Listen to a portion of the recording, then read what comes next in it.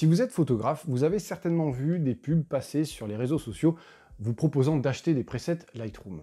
Alors on en trouve pour tous les styles, de toutes les teintes, bref, il y a un très large panel de presets proposés. Bref, c'est pas forcément évident de s'y retrouver là-dedans, surtout qu'on peut tomber dans le panneau du « Waouh, un clic et ma photo sera pareille ». C'est souvent ce que certains vous promettent. Alors spoiler, non, ça marche pas. Dans cette vidéo, je vais vous expliquer comment aborder les presets Lightroom, je vais aussi vous expliquer tout ce qu'on ne vous dit pas par rapport à ça, et vous montrer que ça peut être un outil qui est juste génial à partir du moment où on le prend pour ce qu'il est et ce qu'il peut vous apporter. Et croyez-moi, il peut vous apporter beaucoup de choses. Restez bien jusqu'à la fin de la vidéo parce que si vous comptez acquérir des presets, j'ai un petit cadeau pour vous.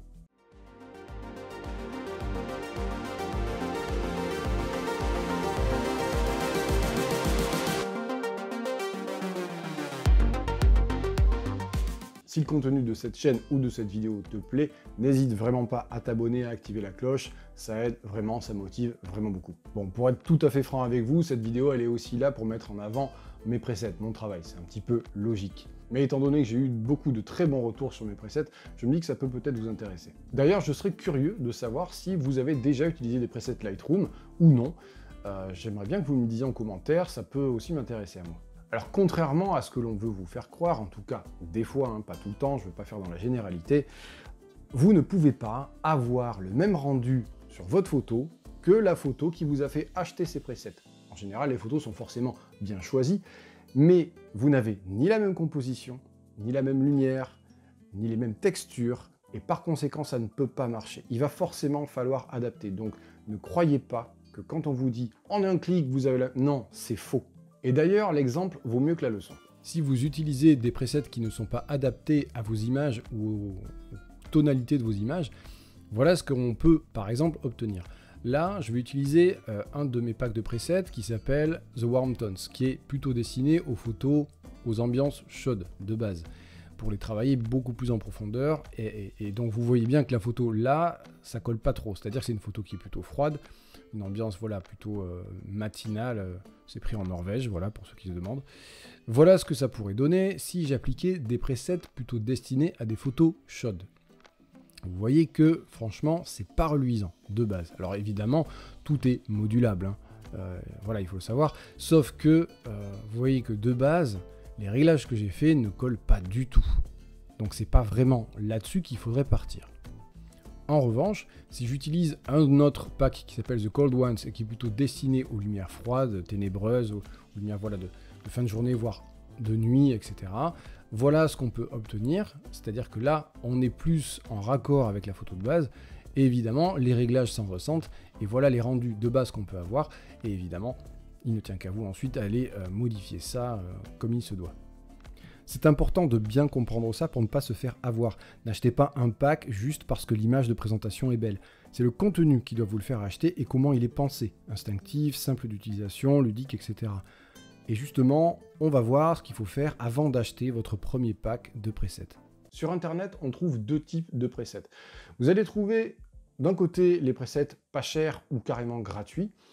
Et en général, ils ont la qualité de leur prix, c'est-à-dire qu'ils sont extrêmement peu qualitatifs. J'ai pu les tester, j'en ai acheté.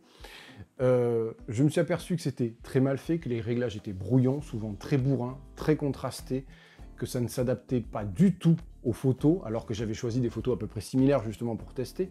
Bon, le fait est que je les ai gardés dans Lightroom pendant 4-5 jours parce que je les avais payés. Je me suis dit, bon, quand même, peut-être que je peux en faire une utilisation, je dois pouvoir trouver quelque chose. J'ai rien trouvé. Bon, au bout de 5-6 jours, je les ai dégagés, ça servait à rien. Le deuxième type de presets que vous allez trouver, ce sont des presets faits par de véritables photographes qui ont un style qui est identifiable, et en général, ce sont des photographes qui sont connus ou reconnus, en tout cas suffisamment pour que leur style puisse parler et fédérer une communauté. L'avantage de ces presets, c'est qu'ils sont avant tout basés sur l'expérience et la carrière du photographe, ce qui fait que derrière, il y a tout un background qui a permis de créer ces presets-là. Vous allez vous retrouver avec non pas une liste énorme de presets en général, ça peut tourner autour de 15, 20, 30, 40, 50 presets, et ça suffit très largement à faire de super belles choses. En vous procurant les presets d'un photographe dont vous appréciez le travail, vous allez comprendre un petit peu comment il fait ses réglages, comment il traite ses couleurs, comment il traite ses courbes, vous allez apprendre tout un tas de choses sur sa post-production. Et bien souvent, vous allez retrouver, en adaptant un petit peu, le rendu des photos que vous aimez chez cette personne. Voyez ça comme un investissement à long terme, je rigole pas. C'est vraiment quelque chose qui est important si vous souhaitez performer un petit peu plus ou faire évoluer votre style par rapport aux influences que vous avez dans la photographie.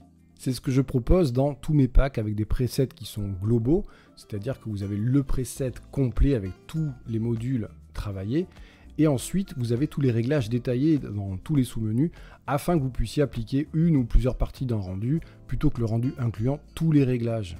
À mon sens, c'est comme ça que les packs devraient être proposés, et c'est en pensant à ce que j'aimerais avoir comme preset chez les autres que j'ai créé les miens. Achetez les presets des photographes dont vous aimez le travail. C'est surtout ceux-là qui vont vous être profitables, c'est ça qui est important. Et en général, ces photographes ont toujours une page internet expliquant leur philosophie qui est derrière ça. C'est pas juste, on vous livre des presets et hop, vous installez et c'est super. Non, il y a une page qui existe et qui en général va expliquer toute la philosophie qui est derrière, tout le déroulé, comment lui ou elle voit ces presets et ce que ça peut vous apporter. Voilà notamment la mienne.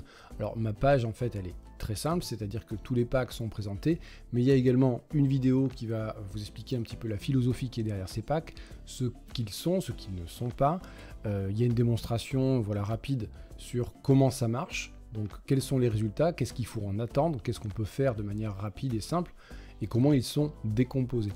Vous avez évidemment après quelques avant-après, et puis ensuite quelques feedbacks que j'ai pu avoir de certains clients qui ont pu acheter ces presets et qui ont pu les tester. Alors attention, il faut être très clair, quand vous achetez ce genre de preset, vous n'achetez pas une baguette magique, hein. Je l'ai déjà dit, ça n'existe pas. Vous achetez des outils qui sont juste géniaux pour vous, pour progresser et comprendre. C'est à ça que servent des presets, c'est comme ça que vous devez voir des presets Lightroom. C'est un petit peu comme si vous étiez accompagné par le photographe en question. C'est assez génial parce que derrière, vous allez pouvoir caler ces réglages sur vos photos de manière globale ou dans le détail, et vous allez comprendre comment lui fonctionne, pourquoi il fait ce genre de réglage et ce que ça apporte sur ses images. Vous allez pouvoir le tester et l'adapter à vos images. L'intérêt d'avoir des presets Lightroom, c'est ça, c'est l'adapter, c'est chercher par vous-même. Il faut voir ces outils comme des guides. Et d'ailleurs, qui n'a jamais copié partiellement ou complètement d'ailleurs le style d'un artiste qu'il aime? Personnellement, et je l'explique sur mon site, les presets ne servent pas à vous mâcher le travail, ils ne sont pas là pour vous assister, ils sont là pour vous faire comprendre des choses, pour vous ouvrir tout un champ des possibles, des réglages auxquels vous ne pensiez pas avant et qui vont sûrement, peut-être, en tout cas je l'espère, vous permettre de vraiment évoluer dans votre style et d'arriver à poser des rendus sur vos photos auxquels vous ne pensiez pas. En regardant comment marche le photographe, vous allez vite apprendre comment lui, effectivement, travaille ses photos par la suite. Et vous allez aussi comprendre comment vous pouvez appliquer ces réglages si jamais vous avez des ajustements à faire. Vous allez pouvoir regarder par exemple au niveau des courbes, comment il s'y prend également au niveau de l'étalonnage ou encore de la colorimétrie. À titre d'exemple, j'ai d'ailleurs utilisé des presets d'autres photographes, mais de très beaux presets cette fois, et j'ai compris beaucoup de choses, notamment au niveau de la colorimétrie il y a quelques années. C'est vrai que ça m'avait vraiment ouvert l'esprit. Et j'avais vraiment trouvé ça hyper bénéfique. Voilà, j'espère vous avoir convaincu ou éclairé sur comment aborder les presets et surtout ne pas vous faire avoir. Et justement, je vous l'avais dit, j'ai une petite surprise pour vous. Jusqu'au 15 septembre, il y a une promo sur tous mes packs de presets Lightroom avec le code Johan25. Vous avez 25% sur tous les packs, y compris les bundles. Donc faites-vous plaisir, c'est jusqu'au 15 septembre. Je vous mets les liens en description, tout est là. Merci d'avoir regardé cette vidéo, et si elle vous a plu, n'hésitez pas à vous abonner à la chaîne et lâcher un petit pouce en l'air, franchement ça fait très plaisir. Quant à moi, je vous retrouve très bientôt ici ou ailleurs. Prenez soin de vous, salut.